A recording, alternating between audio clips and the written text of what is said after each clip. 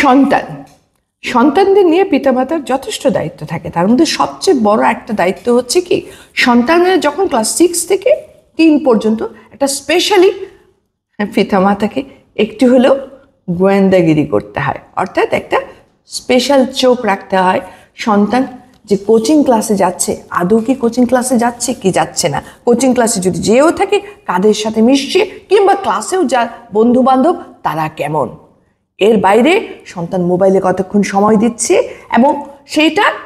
কতটুকু, মানে হঠাৎ করে বাবা মাকে দেখলে চমকে যাচ্ছে কিনা, অথবা ঘরের দরজা বন্ধ করছে কিনা, এই সব জিনিস যেগুলো নর্মালসি ছিল, আগে হইচই করতো সবার সাথে, এখন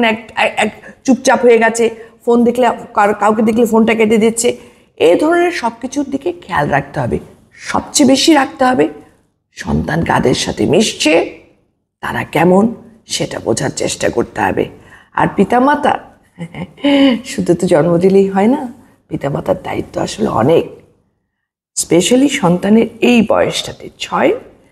ক্লাস 6 থেকে নিয়ে আমি বলবো অ্যাটলিস্ট 12 ক্লাস পর্যন্ত, এই সময়টা খুবই ভঙ্গুর। এই সময়টাতে সন্তানকে প্রোটেক্ট করাটাই পিতামাতার সবচাইতে বড় দায়িত্ব।